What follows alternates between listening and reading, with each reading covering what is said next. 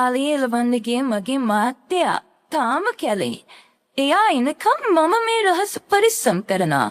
මගේ මාමන්දියගේ මේ තානම් බැඳීම තව කොච්චර කල් යයිද? යම්කෝ එනම් කතාවට මම කසාද බැඳලා දැන් අවුරුදු 2ක් විතර ඇති. මගේ මහත්තයා සුමිත් හරිම හොඳ මිනිසයා. හැබැයි යාට ජීවිතේ වෙඳින්න වෙලාවක් නැහැ. අපි ජීවත් වුණේ වන්නේ ඈත ගම්මානයක. ජීවිතේ ගෙවන්න අපි කලේ හේන් ගොවිතැන්. සුමිත් හරි මහන්සි වුණා. දවසම හේනේ වැඩ කරලා ෆෑට තේට ගෙදරින්න ලැබුණේ නැහැ. මොකද මේ පැත්තේ අලි කරතුරි හරිම වැඩි. අස්වැන්න කිට්ටවනකොට රෑ 11 පැල් රකින්න ඕනේ. ඉතින් සුමිත් හැමදාම රෑ 7-8 වෙද්දි කාලා බීලා ලාම්පුවත් අරගෙන හේනට යනවා. එයා ඉන්නේ පහෝද උදේට. ගෙදර ඉතුරු වෙන්නේ මමයි මගේ නැන්දම්මයි මාමන්දියයි විතරයි. නැන්දම්ම ගැන කියනවා නම් එයා වයසක වුණාට හරිම කඩිසරයි. හැබැයි රෑට එයාට ඉක්මනටම නිින්ද යනවා. බෙහෙත් බොන නිසා වෙන්නේ නැති. නිකම්ම නෙවෙයි හොඳට ගොරව තමයි එයා නිදාගන්නේ. ඉතින් රෑ 8 වුණාම මුළු ගේම පුදුම පාළුවක් දැනෙන්නේ. අන්න ඒ පාළුව මැද්දේ තමයි මගේ හිතේ මේ නොසන්සන්කම ඇති උනේ. මාමන්දියා එයාගේ නම සිරිසේන උනාට ගමේ කවුරුත් කිව්වේ සිරා මාමා කියලා. වයස අවුරුදු 55ක් විතර උනාට මිනිහා තාම යකඩයක් වගේ හයියයි. ඉස්සර හමුදාවේ වැඩ කරපු නිසාද මන්ද ඇඟපත තාම කෙලින්. සුදු කොණ්ඩයක් දෙකක් තිබුණට එයාගේ පෙනුම හරිම ගැඹීරයි. ඇස් දෙක හරිම තියුරුයි. මම ගෙදරට ආපු මුල් කාලේ ඉඳන්ම මාමන්දියා මට සැලකුවේ එයාගේ දුවෙක්ට වගේ.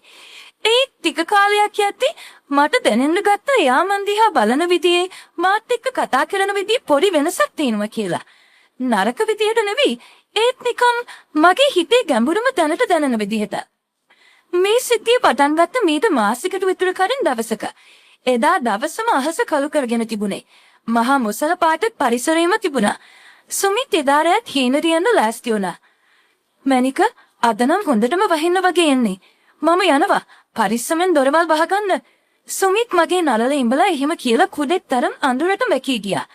සුමිත් ගියාට පස්සේ මට දැනුනේ මහා ලොකු තනිකමක්. එළිය හුලක හමන සද්ද හරිම බය හිතෙන සුළුයි. ගස්වල අතු එකිනෙක ගැටෙන සද්ද නිකන් කවුරු හරි කෑ ගහනවා වගේ. මම කුස්සිය වැඩ ඉවර කරලා සාලෙට එද්දි නැන්දම්ම කාමරයට ගිහිලා ඉවරයි. විනාඩි 10ක් යන්න ඕනේ නැහැ. එයාගේ ගොරවන සද්ද ගේ පුරාම ඇහෙන්න ගත්තා. මාමන්දිය එතකොට හිටිය සාලේ පුපුවේ වාඩි වෙලා බුලත් විට කපහප. එය සරම විතරයි ඇඳගෙන හිටියේ. උඩට ඇඳුමක් දාගෙන හිටියේ නෑ. එයාගේ පෙනුම වෙනදට වඩා අද හරිම නිහඬයි වගේ මට දැනුණා. ලාම්පුව එළියෙන් එයාගේ මූණේ වැටුණු සෙවණල නිසා එයා දිහා බලන්නත් මට මොකක්ද චකිතයක් ආවා. "දුව, තාම නිදාගන්න යන්නේ නැද්ද?" මාමන්දිය ගැඹුරු කටහඬින් ඇහුවා. එයාගේ කටහඬේ තිබුණේ අමුතුම තැම්පත්කමක්. "නෑ තාත්තේ, මම මේ දොරවල් වැහුවද බලන්න ආවේ. අද හරිම හුලගයිනේ." මම කිව්වේ බිම බලාගෙන. ඇත්තටම මට එයාගේ මූණ දිහා කිලින් බලන්න අමාරු ගතියක් තිබුණා. "ඕ, අද මහ වැස්සක් වහි. සුමිත් පුතාට අමාරු වෙයි අද හේනේ ඉන්න." මාමන්දිය එහෙම කියලා දිග සුසුමක් හෙළුවා. ඊට පස්සේ එයා හිමින් සැරේ නැගිට්ටා. "මමත් ගිහින් නැලවෙන්න. දුවත් ගිහින් නිදාගන්න. බය වෙන්න එපා. මම ඉන්නවනේ." ඒ වචන ටික "මම ඉන්නවනේ" ඒක නිකන් වචනවලට වඩා දෙයක් වගේ මට දැනුණා. මම "හාතාත්තේ" කියලා මගේ කාමරයට ආවා. ඇවිත් දොර වහගත්තා. මගේ කාමරේ තියෙන්නේ ගේ පිටුපසට වෙන්න. එහා පැත්තේ තියෙන්නේ මාමන්දියාලගේ කාමරේ. හැබැයි මේ දෙක අතරේ පොඩි කොරිඩෝවක් වගේ කොටසක් තියෙනවා. කාමරේට ආවට මට නිින්ද ගියේ නැහැ. එළියේ වැස්ස පටන් ගත්තා. ටිකෙන් ටික වැස්ස තද වුණා. වහලට වැටෙන වැහි බින්දු වල ශබ්ද නිසා මගේ හිතේ තිබුණ පාළුව තවත් වැඩි වුණා. සුමිත් ළඟ හිටියනම් කියලා මට හිතුණා. මට ඕන වුණේ ආරක්ෂාවක්. මේ සීතල දරා ගන්න බැරි තරම් තනිකමක් මට දැනුණා. මම ඇඳගෙන හිටියේ සුදු පාට සිහින් නයිටියක්. ඒක පරණ වුණාට මගේ ඇඟට හරිම පහසුවක් දැනුණ ඇඳුමක්. සීතල වැඩි නිසා මම ෂීට් එක පොරවගෙන ඇඳේ කුලි වුණා. වෙලාව රෑ 12ට කිට්ටු ඇති. එක පාරටම විදුලි කොටන්න පටන් ගත්තා. අහස දෙදරලා යන තරම් ශබ්දක අකුණු ගැහුවා. මම පොඩි කාලේ නම් අකුණු වලට බයයි. එක පාරටම ගැහපු ලොකු අකුණක් එක්කම මම අම්මේ කියලා කෑ ගැහුවා. ඒත් එක්කම වගේ මට ඇහුණා මගේ කාමරේ දොරට කවුරු හරි තට්ටු කරනවා. "දුව?" ඒ මාමන්දියා.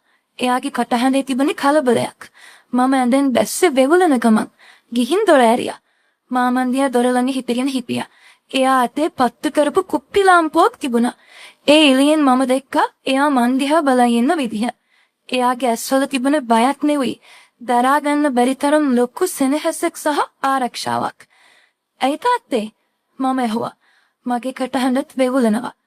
මට ඇහුණ දුව කෑ ගහනවා. "අකුණට බය වුණාද?" එයා ඇහුවේ මගේ මූණ දිහාම බලාගෙන. "ඕ තාත්තේ, මේ අකුණ සද්දට මට හරි බයයි." මම කිව්වේ පපුවට අතක් තියාගෙන. මාමන්දිය එකපාරටම කාමරේ ඇතුළට එබුණා. කාමරේ ජනේලෙ හොඳට වැහුවද? හුළඟ සරයි. මම වැහුව තාත්තේ. ඒත් අර උඩ පොඩි කවුළු ඇරලද මන්දා. මම එහෙම කිව්ව නිකම්මයි. ඇත්තටම මට ඕන උනේ එයා මේ වෙලාවේ යනවටද නැත්නම් මද තනිකම මකන් එයා ළඟ ඉන්නවටද කියලා මටම තේරුනේ නෑ. "එන්න මම බලන්නම්." මාමන්දිය කාමරේ ඇතුළට ආවා. එයා කාමරේට එද්දී මුළු කාමරේම පිරුණා වගේ මට දැනුනේ. එයාගේ පිරිමි පෞරුෂය කාමරේ තිබුණ සීතල හුළඟත් එක්ක මුසු වුණා. එයා ජනේලේ ළඟට ගිහින් ඒක පරීක්ෂා කළා. මම දොර ළඟම හිටගෙන එයා දිහා බලන් හිටියා. එයා ජනේලේ අබුල තද කරලා මන් දිහාට හැරුණා. ලාම්පුව මේසෙ උඩින් තිබ්බ එයා මන් දිහා ආයෙ බැලුවා. මේ පාර බැල්ම හරිම වෙනස්. ඒක නිකන් මගේ හිත ඇතුළටම විනිවිදගෙන යනවා වගේ බැල්මක්. එයාගේ ඇස් මගේ මූණ නතර වෙලා තිබුණා. "තාම බයද?" එයා ඇහුවේ මගේ ළඟට අඩියක් ඉස්සරහට තියෙන ගමන්. "ටිකක්." මම කෙඳිරුවා වගේ උත්තර දුන්නා. "බය වෙන්න එපා. මම ඉන්නවනේ." එයා ආයෙත් ඒ වචන ටික කිව්වා. මාමන්දිය මගේ ළඟටම ආවා. දැන් අපි දෙන්න අතර පරතරේ අංගලක්වත් නෑ. එළිය අකුණු ගහන සද්දෙයි වැස්ස සද්දෙයි අතරේ අපේ කාමරේ තිබුණේ පුදුම නිශ්ශබ්දතාවයක්. එයා හිමින් එයාගේ අත ඔස්සලා මගේ කම්බලට තිබ්බා. ඒ අත රළුයි, ගොවිතැන් කරලා හයිය වෙච්ච අතක්. ඒත් ඒ ස්පර්ශය පුදුම තරම් මෘදුයි.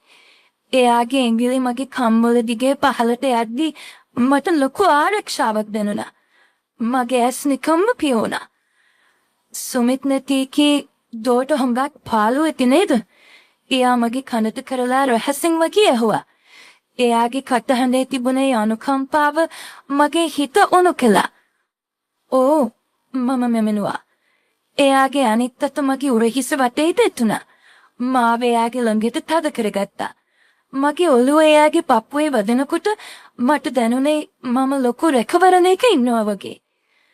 මටත් පාළුයි දුව. මේ ගෙදර මිනිස්සු හිටියට මට කතා කරන්න කෙනෙක් නෑ. මම අවුරුදු ගානක් තිස්සේ තනියම. එයා කිව්වේ වේදනාවෙන් වගේ. ඒත් ඒ වේදනාව අස්සේ ලොකු බැඳීමක් හැංගිලා තිබුණා. එළිය අකුණක් ගැහුවා. මුළු කාමරේම ඒ එළියෙන් ආලෝක වුණා. ඒ ක්ෂණික එළියෙන් මම දැක්ක එයාගේ මූණේ තිබුණේ බැල්ම. ඒකේ තිබුණේ ආදරයක්, ලෙන්ගතුකමක්, සහ තවත් වචනයෙන් කියන්න බැරි ගැඹුරු හැඟීමක්. "අද රැට විතරක් අපි මේ පාළුව මකාගමුද?" එයා ඇහුවා. "ඊට ප්‍රශ්නයක් නෙවෙයි, යෝජනාවක්." මම උත්තරයක් දුන්නේ නැහැ. මම මගේ ඇස්වලින් එයාට උත්තරේ දුන්නා. මගේ හිතේ තිබුණු බය, දිගිඩියාව ඔක්කොම නැති වෙලා ගිහින් මට වුණේ ඒ උණුසුම විතරයි. එයා මගේ නළල සිපගත්තා. ඒ හාදුව මගේ මුළු ආත්මයම සනසනවා වගේ මට දැනුණා. අපි දෙන්න ඇඳේ වාඩි වුණා. එළිය ලෝකෙ මොනවා වුණත් මේ කාමරේ ඇතුලේ අපි දෙන්න විතරයි. එයා මගේ අතින් අල්ලගෙන හිටියා. ඒ අතේ තිබුණු රස්නේ මගේ ඇඟ පුරාම දිව්වා. නැන්දම්ම තාමත් අනිත් කාමරේ ගොරවනවා ඇති. සුමිත් හේන පැල් රකින්නවා ඇති. ඒත් මේ කාමරේ ඇතුලේ මේ අඳුරේ ලේලි සහ මාමන්දියා කියන නම් දියවලා ගිහින් හුදකලා වෙච්ච මනසාත්ම දෙකක් විතරක් ඉතුරු වෙලා හිටියා. අපි ගොඩක් දේවල් කතා කළේ නැහැ. වචන වලට වඩා ඒ මොහොතේ නිශ්ශබ්දතාවය ගොඩක් දේවල් කිව්වා. එයා මගේ කොන්දේ අත ගෑවා. "දුව හරි ලස්සනයි. මම හිතුවටත් වඩා හිත ලස්සනයි." එයා කිව්වා. ඒ වචන වලට මම වශී වුණා වගේ. මගේ හිතේ තිබුණු සේරු පාලනයන් ගිලිහිලා ගියා. මම යාලේ උරහිසට වාඩි වුණා. එදා රෑ වැස්ස එක්කම අපේ හිතවල තිබුණු වේදනා, ආශාවන් ඔක්කොම දිය වෙලා ගියා. ඒක වැරදිද හරිද කියලා හිතන්න මට ඕනේ නැහැ. මට ඕනේ ඒ මොහොත විඳින්න විතරයි. පැයක්ද දෙකක්ද ගියේ කියලා මම දන්නේ නැහැ. කාමරේ ආයෙත් නිශ්ශබ්ද වුණා. වැස්ස අඩු වෙලා තිබුණා. එයා මගේ ළඟ ඉන්නම කියනක විතරයි මට දැනුනේ. දැන් නිදාගන්න. මම යන්න. නැන්ද ඇහැරෙන්න කලින් මම කාමරේට යන්න ඕනේ. එයා නැගිටලා යන්න ලෑස්ති වුණා. යන්න කලින් එයා නැමිලා මගේ නළලට ආයෙත් හාදුවක් දුන්නා. හෙට රාත්‍රියේ සුමිත් හේනට යනවනේ. එයා දොර ළඟට ගිහින් ආපහු හැරිලා ඇහුවා. මම මොකුත් නොකිය ඔළුව වැනුවා. එයා යන්තම් hina වෙලා දොර වහගෙන ගියා. එදාරේ කිවුනේ මේ විදියට. පහවදා උදේ එළිවෙනකොට මගේ ඇඟට දැනුනේ මාර සැහැල්ලුවක්. වගේම ලොකු බරක්. ඇඟ හරිම සැහැල්ලුයි. ඒත් හිත බරේ. ඉරේලියේ වැටෙන්ටි මම දඩබඩ ගාලා ඇඳන් බැස්සේ. හරියට ලොකු රහසක් හංගගෙන ඉන්න කෙනෙක් වගේ. මම ඉක්මනට මෝන හොදගෙන කුස්සියට ගියා. නැන්දම්ම ඒ වෙද්දෙත් කුස්සියේ පොල් ගානවා. දුව නැගිට්ටද? අද ටිකක් ඩබල් වෙනවා වගේනේ. නැන්දම්ම ඇහුවා. මගේ පපුව ගැහෙන්න ගත්තා. එයා මගේ මෝන දිහා බලද්දි මට හිතුනේ ඊයේ රෑ වෙච්චදී එයාගේ දිවසට පේන මේද කියලා. ඔව් අම්මේ. ඊයේ රෑ වැස්ස නිසා නිින්ද යන ටිකක් පරක් වුණා. මම බොරුවක් කිව්වා. ටික වෙලාවකින් සුමිත් ගෙදර ආවා. මිනිහ හොඳටම තෙමිලා මද නාගෙන. එයාගේ මෝන දැක්කම මට දුක හිතුණා. පව්. රෑ එළවෙනකම් අලේ එළවලා සීතලේ ගහිලා මිනිහ ගෙදර එන්නේ. ඒත් මම කරේ එයාගේ තාත්තා එක්ක. මට මංගනුම පුදුමයක් සහ සියුම් බියක් ඇති වුණා. මැනික මට තේ එකක් හැදලා තියන්කෝ. ඇඟට පණ නෑ වගේ. සුමිත් පුටුවක වාඩි වෙන ගමන් කිව්වා. මම තේ එක හදන්න ගත්තා. එතකොටම තමයි මාමන්දියා කාමරෙන් එළියට ආවේ. එයා ආවේ උගුර පාදගෙන. මෙනද වගේම තුවායක් කරේ දාගෙන. එයා කුස්සියට ඇවිත් වතුර එකක් බොන්න හැදුවා. මම තේ එක පෙරා හිටියේ. එයා මගේ පස්සෙන් ඇවිත් වතුර ජග් එක ගත්තා. අපි දෙන්නා හිටියේ හරිම ළඟින්. එයාගේ හුස්ම මට දැනෙන තරම් ළඟින්. මම ගැස්සලා එයා දිහා බැලුවා. එයා මොකුත් වුණේ නෑ වගේ වතුර එක බීගෙන ගියා. හැබැයි වතුර බීලා වීදුරුව තියෙද්දි එයා මට එහෙක් ගැහුවා. ඒක දැක්කේ මම විතරයි. නෑන්දම්ම ලිප දිහා බලන් හිටියේ. මගේ ඇටේ තිබුණු තේ හැන්දත් බිම වැටුණා. ඒ වෙලාවේ ඇතිවෙච්ච කලබලයට. දවල් දවස ගෙවුනේ මහා අමුතු විදිහට. සුමිත් කාලා බීලා නිදාගන්න ගියා. නෑන්දම්ම අහල පහල ගෙදරකට ගියා මොකක්ද දානේ වැඩකට උදව් කරන්න. ගෙදර ඉතුරු වුණේ මමයි නිදාගෙන හිටපු සුමිතුයි මාමන්දියයි විතරයි. මම වලන් ටික හොද හිටියේ. එකපාරටම මට දැනුණා කවුරු හරි කුස්සියේ දොරකඩ ළඟ ඉන්නවා වගේ. මම හැරිලා බැලුවා. මාමනිය ඒට හේතු මෙලා බලාගෙන ඉන්නවා. සුමිත් හොඳටම නින්. එයා කිව්වේ රහසෙන්. තාත්තේ කවුරු හරිනේ. මම වටපිට බලන ගමන් කිව්වා. මගේ හිතේ බය තිබුණත් මගේ හිත යටින් තුබි ඔසාවුත් තිමුණා කියලා මනේ ලවටේනාට. කවුරු එන්නද ගෝ? නෑන්දම්ම එන්න හවස් මේ. එයා කුස්සිය ඇතුළට ආව එමෙත් මම හොද හිටපු මලක් ටික දිහා බැලුවා නෙවෙයි මගේ ළඟට ඇවිත් මගේ ගොරේ සිට අත තිබ්බා. මම දැන් ගෙවුණා. මේ දවල් වෙලාවේ. ඇතුලේ සුමිත් නිදාගෙන තිබ්බේ මෙහෙම කරන එක කොච්චර අවදානම්ද? ඒකේ අවදානම නිසාමද මන්ද මට දැනුම හැදීම දෙගුණා වුණා. ඒයිර උඹට හොදට නින්ද ගියාද? එයා මගේ කන ළඟට කරලා ඇහුවා. කොහෙ නිදාගන්නද තාත්තේ? මට බයයි. බොරු තරහක් මවාගෙන කිව්වා. බය වෙන්න එපා. මම ඉන්නමනේ. එයා හේරා කියපු කතාවම ආයෙත් කියුවා. විනාඩියක් විතර අපි එහෙම හිටියා. කොස්සේ ලිපේ දර පෙච්චෙන සද්දේ. සුමිත් කාමරේ බොරවන සද්දේ අරින්න වෙන සද්දයක් නැත්. අපි වචන නැතුව ඇස් වලින් ගොඩක් දේවල් හොමාරු කරගත්තා. එකපාරටම වත්තේ බේට්ටෝ අරින සද්දේ අහුණා. මාමන්දියා විදුලියක් මගෙන් යැත්තුන. අම්මා එනව වගේ. එයා නිකම්ම වතුර දුන්නෑ වැඩි එකකලපෑම. මම ආයෙත් වලන් හොදන්න ගත්තා.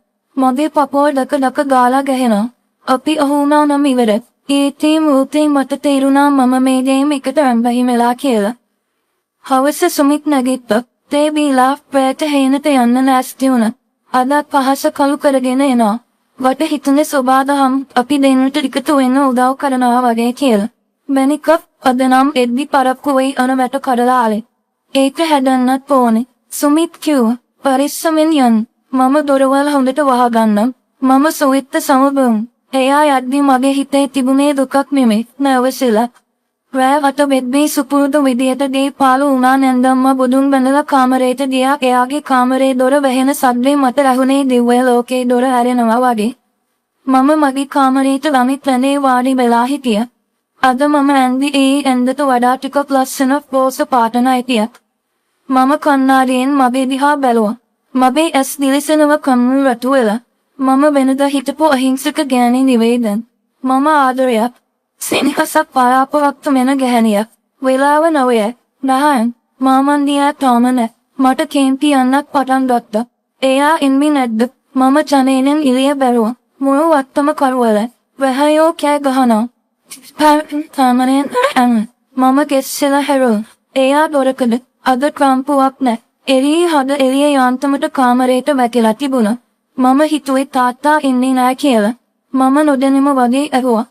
ඒක මගේ හිතේ තිබුණු දුක සහ කේන්තිය එකතු වෙච්ච වචන ටිකක්.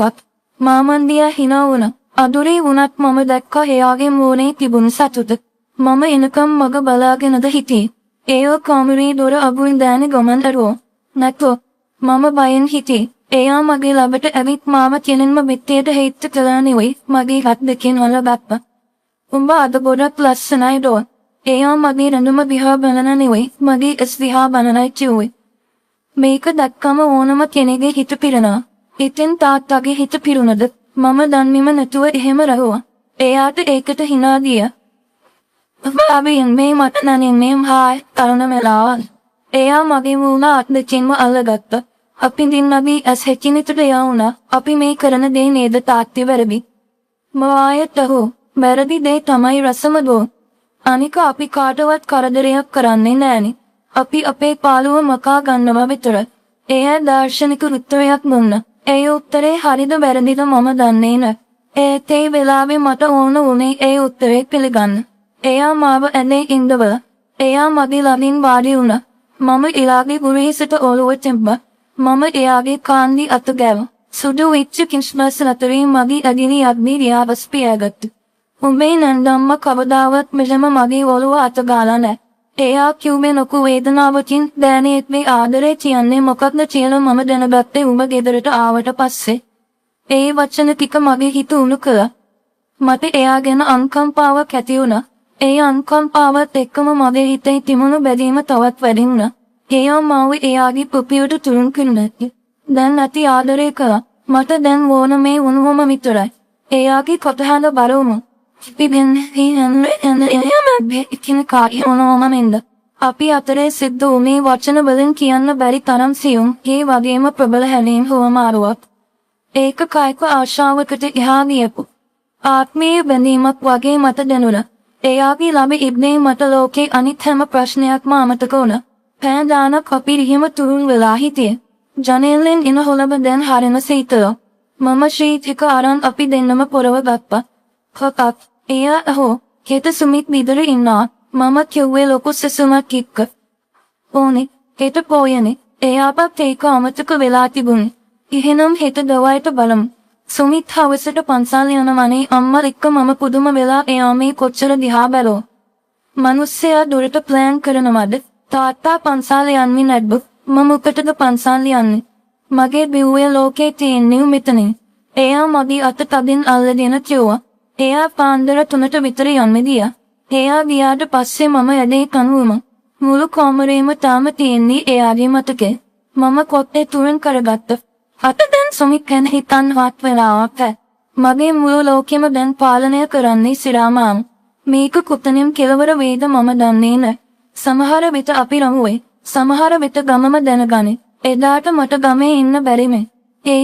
ඒ දේ වෙනකම් මේ ලැබෙන සතුට සහ සැනසීම මම අතහරින්නේ නැත්. දැනෙත් ජීවිතේ එකපාරක් හරි Tamanට දැනෙන විදියට Tamanගේ හිත ඉල්ලන විදියට ජීවත් වෙන්න ලැබෙනවා නම් ඒක තමයි මේ වෙලාව කියලා මම හිතාගත්තා.